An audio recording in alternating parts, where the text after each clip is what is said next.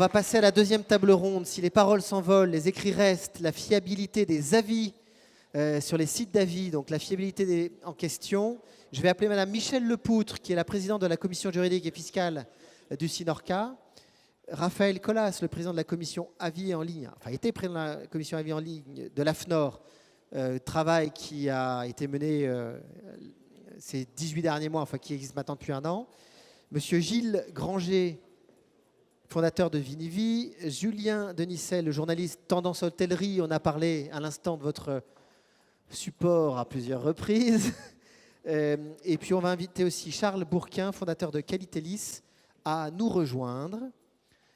Merci madame, merci messieurs. Et c'est Michèle Lepoutre qui va ouvrir le débat. Vous nous avez préparé 4 diapositives. Alors je vais vous les donner parce que moi j'ai une version papier. Alors, regardez, ça va vous arranger. On va vous donner un micro et vos diapos.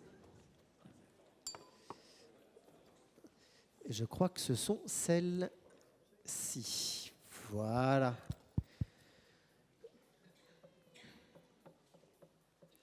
Merci, madame.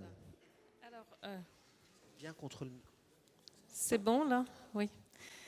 Voilà, donc je pense que vous avez tous entendu parler de la norme AFNOR sur les avis en ligne recueillis auprès des consommateurs, donc qui est parue en juillet 2013. Donc elle a maintenant à peu près 1 an et demi. Cette norme prévoit 3 points principaux. L'identification de l'auteur de l'avis. Ça ne veut pas dire que son nom est révélé dans les avis, ça veut dire qu'il est quand même contactable et identifiable. Ensuite, il y a une vérification de l'authenticité de l'avis et un délai de péremption des avis de manière à ce qu'on n'ait pas dans notre secteur des avis qui datent de 6-7 ans. Bon. Alors, le problème des normes, je l'ai appris en démarrant dans ce domaine, c'est qu'elle n'est pas d'application obligatoire, et celle-ci plus qu'une autre, puisque c'est la société d'avis qui déclare s'y conformer, et elle le déclare de son propre chef. C'est-à-dire que si elle ne le souhaite pas, il n'y a même pas un audit de quelqu'un d'extérieur qui fait dire que c'est vrai, elle s'y conforme bien. Donc c'est quand même un des problèmes. C'est un peu un genre d'attestation sur l'honneur. Et notre problème, on n'en a pas été surpris, c'est que TripAdvisor, qui dans notre secteur est le principal site d'avis, et oui, je vois des rires, ne s'y est pas conformé. Voilà, donc n'empêche que cette norme a le mérite d'exister et puis de vivre sa vie. Alors vivre sa vie pour une norme, c'est de monter. Alors on monte doucement, on monte à l'Europe et puis après on monte au niveau international. Et là je pense que c'est en très bonne voie et que donc cette norme va monter au niveau international et que petit à petit, je pense que de plus en plus de sites d'avis vont s'y conformer. Enfin en tout cas c'est notre espoir à tous ceux qui ont participé, je pense, à cette norme. Voilà. Alors je vais répondre un petit peu à la question de l'hôtelier tout à l'heure, puisqu'il était très inquiet des sites de comparateurs de prix, et il a bien raison, puisque c'est maintenant un canal très important de sélection, pas seulement dans le domaine de l'hôtellerie, mais d'ailleurs dans tous les domaines. Alors en France, ça va être un petit peu résolu, puisque la loi Hamon a prévu des contraintes pour les sites de comparateurs de prix. Donc je fais moi-même partie, sous l'égide de la DGCCRF, de la commission qui va faire des propositions, en gros, de contenu pour les décrets d'application de cette loi. Enfin, on verra dans ce domaine qu'en France, les décrets ont un petit peu de mal à sortir. Donc, je ne vais peut-être pas trop m'avancer, mais en fait, je suis d'un naturel optimiste, donc on va finir par y arriver. Et notamment, je pense que je vais avoir gain de cause sur 2 éléments. Un, que le consommateur devra être informé que la comparaison sur les prix n'est pas exhaustive. 2, que ne sont comparés, alors ça dépend encore des modèles, parce qu'il y a des sites, mais que ne sont comparés que des établissements qui ont payé pour être dans la comparaison. Et ça me paraît 2 informations essentielles. Maintenant, je ne voudrais pas vous donner trop d'espoir parce que mon problème, c'est toujours la territorialité des lois dans le domaine de l'Internet. Parce qu'on a l'impression qu'on a affaire à un ectoplasme et on dit, le texte doit s'appliquer en France. Ah oui, mais l'internaute, il est ailleurs, le site, il est ailleurs, etc. Donc, bon. Mais enfin, je pense petit à petit, en tout cas, ce qui fait plaisir en entendant ces informations, c'est que c'est une demande qui vient non seulement des professionnels comme nous, mais aussi des consommateurs qui sont très inquiets finalement et qui redoutent une certaine désinformation. Et je pense que c'est ce qu'on a vu aussi dans les sites d'opinion, c'est qu'il commençait à y avoir une certaine méfiance des consommateurs vis-à-vis des avis et vis-à-vis des opinions émises, dirons-nous, et que ça a poussé certains sites à demander la rédaction d'une norme sur ces domaines en premier lieu, pour rassurer les consommateurs. Parce que si le consommateur est inquiet, il n'ira pas sur ces sites, il n'en tiendra pas compte et le modèle économique s'écroule. Voilà. Merci de cet éclairage qui va être complété par Raphaël Colas. Vous avez présidé cette commission Norm-AFNOR, donc vous êtes aussi, avec Madame Lepoutre, un spécialiste de ces questions. Et effectivement, on se demande, donc, pour avoir œuvré sur ces questions, là on est sur une norme facultative qui commence à vivre sa vie, son chemin depuis un peu plus d'1 an. Mais si vous pouvez nous préciser un peu tout ça.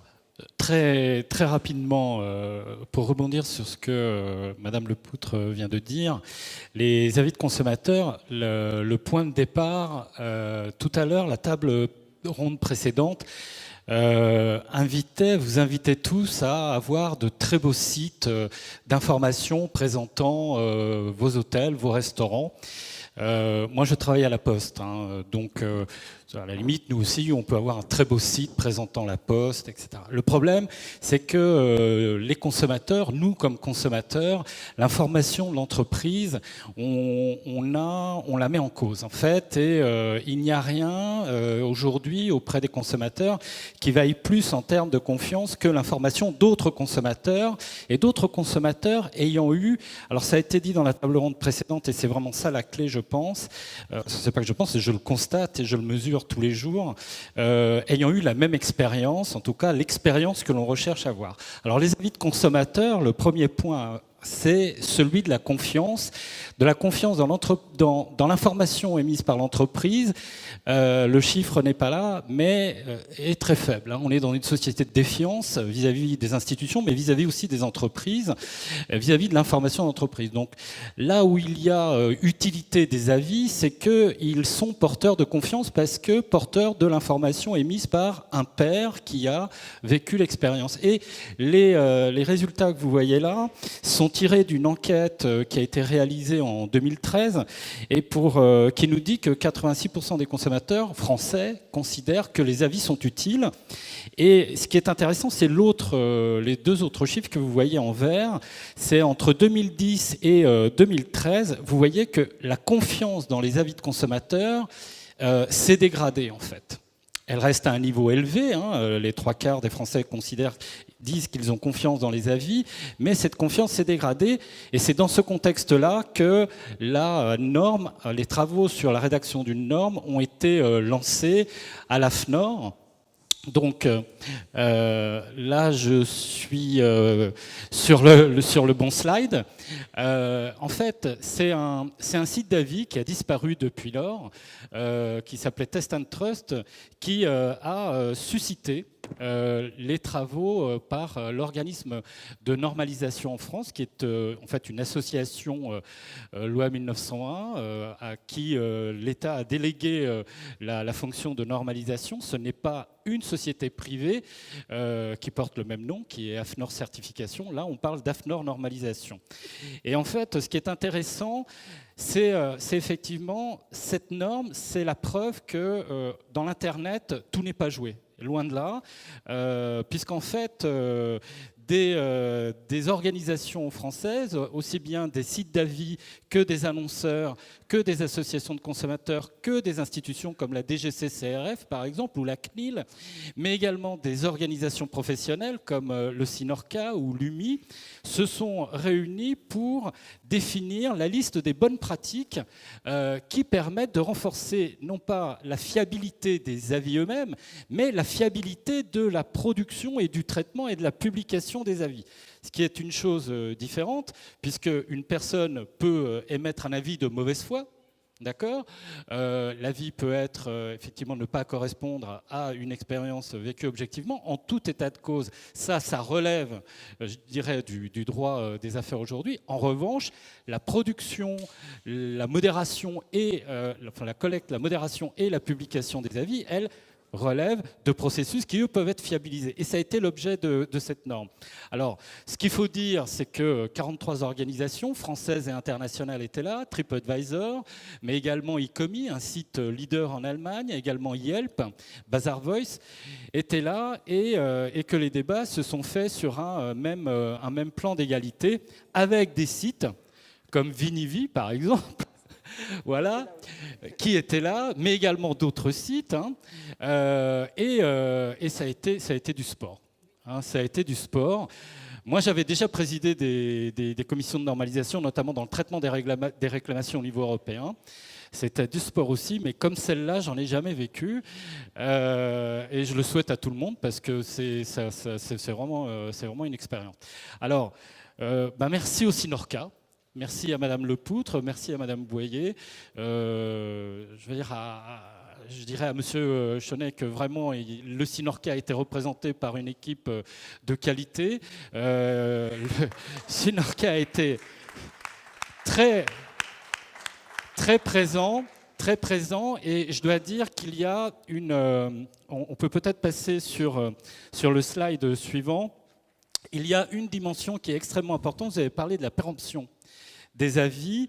On est arrivé, donc c'est une norme qui s'applique à tous les types d'avis, hein, ça va de la voiture à la machine à laver, à l'hôtellerie et à la restauration. Mais pour l'hôtellerie, la restauration et les métiers du tourisme en général, il y a une disposition très spécifique qui a été adoptée. Et là, on s'est battu contre tous les sites d'avis internationaux, notamment anglo-saxons. C'est celle de la péremption, mais également celle de l'indexation des avis. C'est-à-dire qu'il faut savoir que les anglo-saxons considèrent que la qualité des avis vient de la quantité, du nombre. Plus il y a d'avis, et plus il y aura d'avis fiables. Et en fait, la commission a dit non, ce qui fait la qualité d'un avis, c'est sa récence. Et à partir du moment où on adopte la notion de récence comme étant le critère de qualité de l'avis, on ne peut pas ne pas injecter un nouveau principe qui est de dire la prise en compte de cette récence dans le calcul de la note moyenne, la note, celle qui va dire le nombre d'étoiles, la synthèse de l'évaluation, on ne peut pas garder dans cette note des notes qui relèvent d'il y a 5, 6, 7 ans. Donc, les avis peuvent rester en ligne, les avis de 6 ans, 7 ans peuvent rester en ligne. En revanche, au-delà de 3 ans, ils ne sont plus pris en compte dans l'évaluation globale. Et l'indexation se fait du plus récent au plus ancien. Ça, c'est une dimension qui est extrêmement importante et qui a amené une véritable évolution dans le traitement des avis. Alors, là, ici, vous voyez les engagements auxquels doivent se conformer les sites qui veulent se faire certifier. Donc, vous voyez qu'ils sont nombreux, il y en a 8, et ils correspondent aux bonnes pratiques du marché, et ils sont particulièrement différenciants. Alors, nous avons aujourd'hui une douzaine de sites qui sont certifiés. Alors, ce qui est intéressant, c'est que nous avons 3 familles de sites certifiés aujourd'hui. Nous avons des annonceurs. Donc, le premier d'entre eux a été GDF Suez. Et c'est important de le dire parce que ça veut dire que GDF Suez, lorsque GDF Suez présente ses produits et services, il présente également les avis de ses clients. C'est-à-dire qu'à la limite, le message aujourd'hui, pour compléter la table ronde précédente, c'est que ayez de beaux sites, bien sûr, à jour, avec de beaux reportages vidéo, mais surtout des sites présentant les avis de vos clients. Parce que ça, c'est ce qui va faire que la photo sera considérée non seulement comme récente, mais aussi comme véritable. Voilà. Et c'est ce qu'a fait GDF Suez. Alors GDF Suez, c'est de l'énergie, c'est du gaz et de l'électricité, mais c'est la même problématique pour LC sur la high-tech, et ça sera peut-être demain la même problématique pour Orange ou la même problématique pour La Poste. Donc on est tous ici sur le même pied d'égalité. Et puis il y a une deuxième catégorie de sites, ce sont les sites d'avis, comme Vinivi, comme Trusted Shop, etc. Ce qui est intéressant, c'est que des sites français. Qui sont certifiés. Voilà, qui sont certifiés. Donc ça, c'est quand même à souligner. Et puis la dernière catégorie, ce sont, alors là, autre chose, ce sont des prestataires qui, eux, n'affichent pas des avis, mais fournissent des plateformes à des organismes qui, eux, vont présenter leurs avis. Donc Bazar Voice, par exemple, n'apparaît pas comme étant un site d'avis, mais en revanche, c'est une plateforme qui va exister sous une autre marque présentant ses avis. Voilà pour la situation dans laquelle on est. Quelques sites vont être certifiés dans les semaines à venir et l'AFNOR est extrêmement active pour continuer à développer cette certification. L'axe sur lequel je finirai, c'est que la certification des sites d'avis, en tout cas la certification de la collecte, la modération et la publication d'avis, déborde largement l'univers de l'hôtellerie-restauration. Encore, je le redis, hein, le dernier site certifié, c'est Citroën Advisor. Donc c'est Citroën, les concessionnaires Citroën qui effectivement publient les avis de leurs clients. Et les grandes organisations comme la mienne, comme Orange, comme SFR, etc., nous pensons tous demain à présenter nos produits, nos services, même dans les agences, en présentant les avis de nos clients. Et d'ailleurs, si vous allez en bureau de poste, vous verrez que lorsque vous reprenez votre colis ou votre lettre recommandée, eh bien, il y a un beau panonceau jaune sous le guichet du guichetier qui vous dit « Votre avis nous est précieux ». Donc vous voyez, nous aussi, ça nous intéresse directement. Merci infiniment. Sachant que je connais bien des politiques qui seraient contents d'avoir 76% de taux de fiabilité en termes d'avis. Et donc, je vous souhaite de garder des pourcentages aussi élevés. On va rentrer dans un cas concret. On vient de dire que Vinivi était certifié. Et Gilles Granger, donc vous êtes fondateur de cette plateforme. C'est un beau cas pratique. Vous nous avez préparé 5 slides, 5 minutes. À vous. Alors, on va prendre tous les slides. On va prendre juste le 3e. Parce que c'est pas... L'idée, c'est pas d'aller faire un long débat, puisqu'on a déjà bien rentré dedans. Donc nous, on est une société qui aide les hôteliers à recueillir et à diffuser l'avis certifié de leurs clients, notamment sur Trivago ou d'autres plateformes comme ça. Voilà, on va rester sur cette série-là. Donc nous, on a été certifié en février 2014. On est, à ma connaissance, les seuls dans le domaine du tourisme qui avons fait ceci, fait cette démarche-là, qui est longue, pénible. Ah, il y a Nomade Aventure, tu as raison. Nomade Aventure, qui est une agence de voyage, qui s'est engagée dans cette voie-là. Et d'ailleurs, même le nouveau président de la commission qui s'en va à l'ISO, c'est le patron de Nomade Aventure. Donc nous, on a été certifiés en février 2014. La démarche était certainement aussi longue, douloureuse et comment dire, riche d'enseignements que les presque 2 ans qu'on a passés ensemble dans les commissions. Et là-dessus, je vais appuyer ce que disait Raphaël tout à l'heure. Les syndicats, et le Cinorca en particulier, ont joué un vrai rôle dans le fait que, on va être très très clair entre nous, TripAdvisor n'a pas cette norme. C'était un des vrais combats qu'on a menés. Et quand je parle de combat, mon voisin de gauche pourra vous en parler également. C'était un vrai combat. Il y a eu du sang. On se criait dessus. Prenez une assemblée à peu près grande comme celle-ci. Vous fermez les portes, vous laissez 8 heures d'affilée à discuter d'une virgule et vous allez vous rendre compte que évidemment, tout le monde avait des intérêts antagonistes.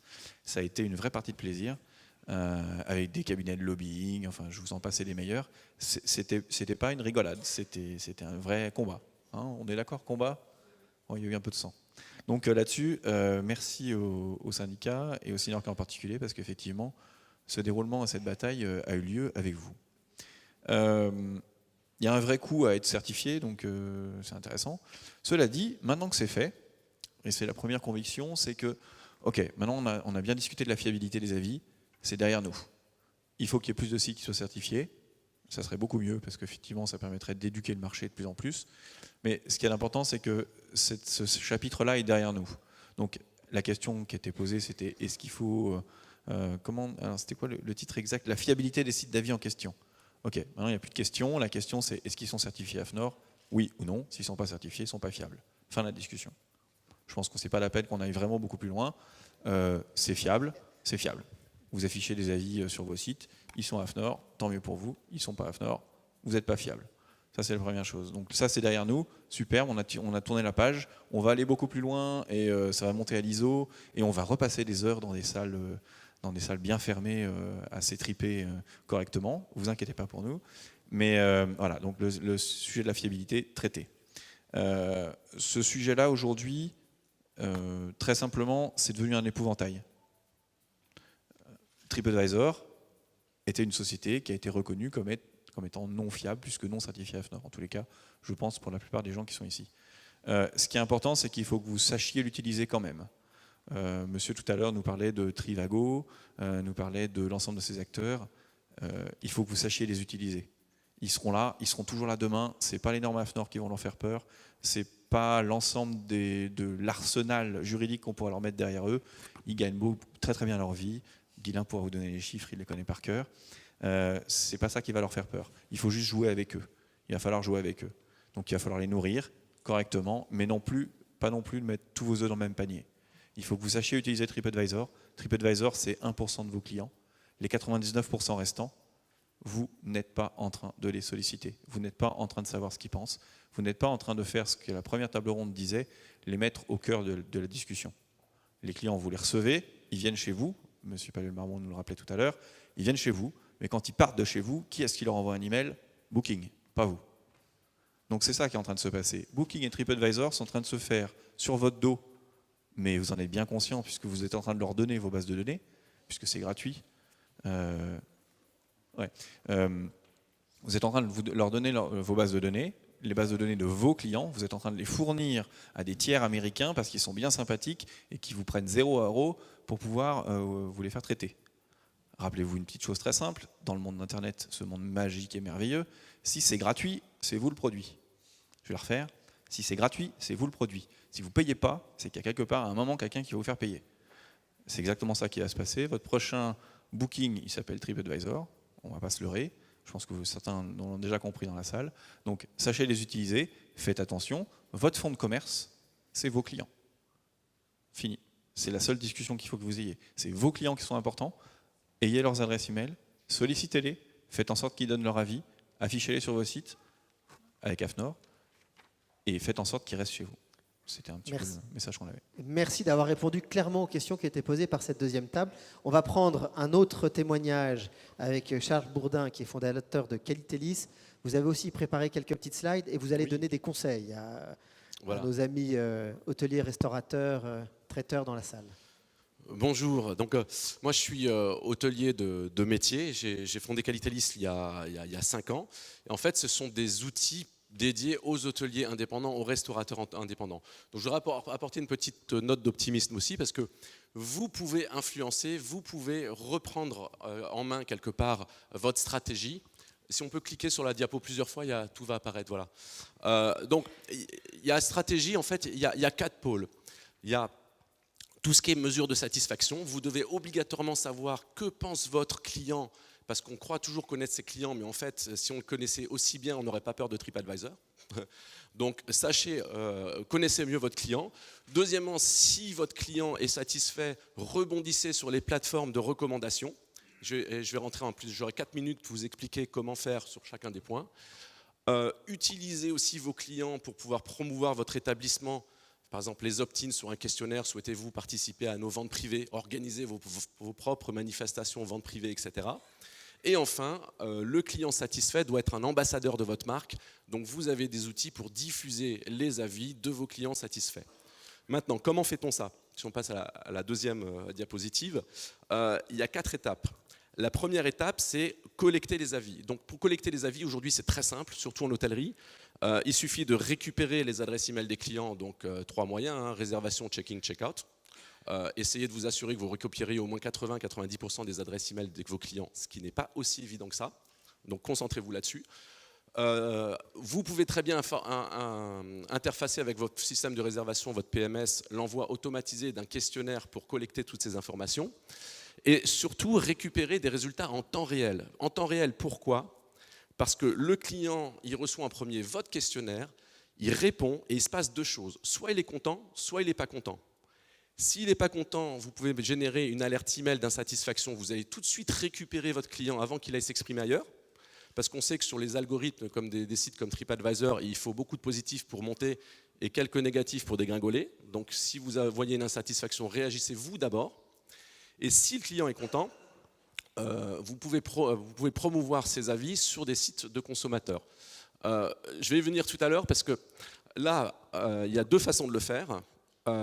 Soit vous pouvez interfacer, c'est ce que nous on peut proposer, une interface avec plein de sites comme TripAdvisor, Trivago, Holiday Check, Kayak et d'autres pour promouvoir les avis. Soit, et là nos amis de l'AFNOR vont peut-être avoir à répondre par rapport à ça, on a possibilité également, c'est la diapo d'après. Ah pardon, il y en a une avant. Excusez-moi, je fais un petit clin d'œil sur la satisfaction, parce que ce que je vais vous expliquer bientôt, c'est au niveau de la promotion de votre établissement à travers les avis clients. La base de la base, c'est d'être bon quand même, on est d'accord. Au bout d'un moment, si vous ne connaissez pas l'avis de vos clients par profil client, homme, femme, tranche d'âge, nationalité, pourquoi ils pensent ça, si vous n'avez pas un outil de gestion de satisfaction en continu dans le temps, si vous ne donnez pas des objectifs précis, smart à vos équipes, vous êtes hors jeu aujourd'hui. Je veux dire, c'est pas style, je le connais, etc. Ils vont me dire s'ils sont contents à la réception. Ça ne marche plus, c'est pas suffisant. Donc, la base, c'est quand même d'être très bon, d'être meilleur que les autres. Et après, dernière diapo, c'est de le faire savoir. Donc, le faire savoir, comment ? Aujourd'hui, on a moyen, par exemple, d'avoir des calculs en temps réel de satisfaction client. C'est-à-dire, dès qu'un client clique, valide son questionnaire, s'il est au-dessus de 80% satisfait, par exemple, on peut mettre un lien vers TripAdvisor, par exemple, et on peut le poster sur d'autres sites internet. C'est des avis réels, c'est des vrais clients, mais aujourd'hui, il y a des outils qui permettent de filtrer également. Et aujourd'hui, puisqu'on parlait de TripAdvisor, je travaille avec à peu près 2000 établissements. Je ne connais pas un seul établissement qui est sur la première page de TripAdvisor qui ne filtre pas ses résultats d'une façon ou d'une autre. Au niveau filtré, je veux dire, qui ne pousse pas les clients contents à aller s'exprimer sur ces sites. Alors, bah oui, je veux dire, au bout d'un moment, économiquement, on a vu que ce site est influent. Et aujourd'hui, c'est qu'est-ce qu'on fait ? Est-ce qu'on prend des outils et est-ce qu'on les exploite ou est-ce qu'on ne fait rien ? Donc, principalement, mon conseil, c'est de dire soyez bons et utilisez les plateformes, les réseaux, Facebook, etc. pour le faire savoir. Mais vous avez possibilité aujourd'hui, plutôt que d'être victime, être acteur sur le marché en disant mon client cotant, est-ce que je diffuse ses avis ou pas ? Voilà. Donc ça, c'est un petit peu le message. Ce qu'on peut faire également, et là, ça sera la table ronde, je fais une toute petite parenthèse de 30 secondes sur la table ronde prochaine, c'est que par exemple, vous êtes capable aujourd'hui, si un client clique sur votre questionnaire en disant « j'ai réservé via booking.com », vous pouvez très bien faire apparaître en temps réel sur la page de remerciement d'avoir répondu au questionnaire, la prochaine fois, réservez en direct et je vous offre le petit déjeuner pour vous rapproprier les réservations. Ou des organismes, parce que je sais que vous êtes un peu au niveau de Fair Booking, etc. Vous pouvez très bien dire toutes les hôtels qui font partie de Fair Booking, la prochaine fois, réservez via Fair Booking et vous avez ça comme valeur ajoutée. L'idée, c'est de rapatrier vos clients sur votre propre site. Et aujourd'hui, avec le temps réel et avec le fait de questionner vos propres clients avec vos propres outils, vous pouvez leur communiquer ce que vous voulez. Voilà. Merci. Alors, du coup, on va solliciter M. Denisel, qui est journaliste à Tendance Hôtellerie. C'est le premier webzine 100% dédié à l'hôtellerie, aux hôteliers, etc. Donc ce débat, j'imagine que vous le suivez de très près avec beaucoup d'attention. Vous êtes un observateur privilégié de ces sujets. Je pense que ça intéresserait nos amis dans la salle d'avoir vos commentaires là-dessus, une sorte de synthèse de tout ce qui s'est dit. Merci beaucoup. Pour ceux qui ne me connaissent pas, ça fait mon premier site internet, portail de réservation d'hôtel, a été fait en 95. Donc j'ai un peu de recul sur le métier. J'ai eu la chance de travailler dans des sociétés de services comme Top 6. J'ai travaillé chez Reservit en l'an 2000. Il y a 15 ans que j'ai travaillé chez Reservit, vous imaginez? 15 ans, d'accord? J'ai été actionnaire d'Avel Pro. J'ai lancé Reds2Go, qui est un site de réservation. D'ailleurs, petite parenthèse, Reds2Go, on avait le problème des demandes de visa. On a mis en place un truc très simple qui bloquait les demandes de visa. Pour certains pays, on imposait qu'il y ait un appel téléphonique et la communication d'un passeport qui soit faite au service de réservation, et ça bloquait tous les trucs de visa. Ça a pris 10 minutes en technique à faire, et c'était réglé. Donc, et on l'a fait en 2002. Donc, vous voyez, Booking peut le faire aussi. Voilà. Et il n'y a pas longtemps, j'ai passé du temps avec Marc Merzouk de MM Création à construire la plateforme Faire Booking, la nouvelle. On a passé beaucoup de temps, on a essayé de sortir un produit qui fonctionne. La réservation arrive enfin enfin pas la réservation, la disponibilité réelle arrive enfin sur Faire Booking, puisque l'interface avec Avel Pro est finie cette semaine, c'est ça Marc? Voilà, donc à partir de la semaine prochaine, vous allez pouvoir commencer à mettre vos tarifs Avel Pro sur Faire Booking. Fin de la parenthèse. J'ai eu la chance de participer à une journée de récréation pour le groupe de travail AFNOR. Moi j'ai adoré parce que c'était une vraie bataille. Moi je me suis bien battu ce jour-là. J'ai bien défendu mon bout de gras. Je pense que voilà, j'ai participé, j'ai joué le jeu. Je dois dire qu'en face, il y avait des gens excessivement compétents. La personne de TripAdvisor était vraiment exceptionnellement bonne. Ce n'était pas le cas partout. J'ai vu d'autres sociétés où la personne était moyenne. Chez TripAdvisor, c'était bien. Société de lobbying. Donc il faut savoir qu'en face, il y a des gens compétents qui savent exactement de quoi ils parlent, qui ont des études qui sont truquées, mais qui ont quand même des études.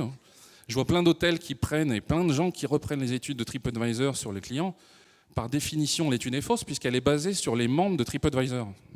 Donc de toute façon, les gens qu'ils ont interrogés sont déjà abonnés à TripAdvisor, donc ils vont forcément vous dire de bien de TripAdvisor. C'est une évidence. Donc ne reprenez pas les études, s'il vous plaît. N'en parlez pas. Ne mettez plus de petits badges verts sur votre site internet. Surtout, arrêtez. Je vais donner une bonne nouvelle, tiens. Les chiffres de TripAdvisor sont sortis hier soir. TripAdvisor nous avait habitués à 50% de bénéfices il y a quelques années. Ils sont tombés à 15%. Leur chiffre d'affaires augmente monstrueusement. Ils font des acquisitions dans tous les sens. Ils dépensent une fortune sur Google, mais leur bénéfice net diminue. Ils ne sont plus qu'à 15%. Imaginez, ils ne sont pas loin de rattraper le bénéfice d'un hôtel. Hein. Parce que ils vont bientôt passer sous la barre des 10 et ils vont enfin jouer à jeu égal avec vous. Ça va être une bonne chose. Ce n'est pas le même chiffre en haut, mais ça veut dire qu'ils sont obligés de ramer comme des malades pour essayer de maintenir un chiffre d'affaires important et un bénéfice important. Donc ça veut dire eux sont vraiment dans une phase qui est un peu plus compliquée qu'il y a quelques années. Ce n'est pas le cas des autres. Booking, ce n'est pas le cas. Hein. Booking, 45% de marge. Donc c'est monstrueux. C'est sorti hier soir aussi. Je voulais revenir sur les avis. À quoi ça sert les avis? Ça, c'est le point important. Moi, je me suis posé plein de fois la question. J'ai regardé la jurisprudence. C'est que la clientèle appartient au fonds de commerce. La clientèle appartient au fonds de commerce, c'est ce que dit toute la jurisprudence. La clientèle n'appartient pas à l'intermédiaire, la clientèle appartient au fonds de commerce. L'avis, c'est la fin de la vie du client dans une entreprise. Donc l'avis fait partie de votre fonds de commerce, il vous appartient. Il est hors de question de laisser l'avis du client, donc le morceau de vie de votre client suite à un achat, partir chez TripAdvisor. Et en plus, quand on a la bonté d'envoyer un fichier Excel à TripAdvisor tous les jours pour dire « tiens, mange, c'est gratuit », c'est encore pire. Il y a un besoin impératif de récupérer ces avis. Donc, il y a des sociétés qui le font, qui vous aident à le faire. Il y a urgence à récupérer cette partie-là. Récupérer vos avis, les diffuser correctement, les mettre en avant sur votre site, c'est le moyen de mettre l'internaute en confiance et de le faire acheter chez vous. On parle de réservation directe. Il n'y a pas de réservation directe sans avis.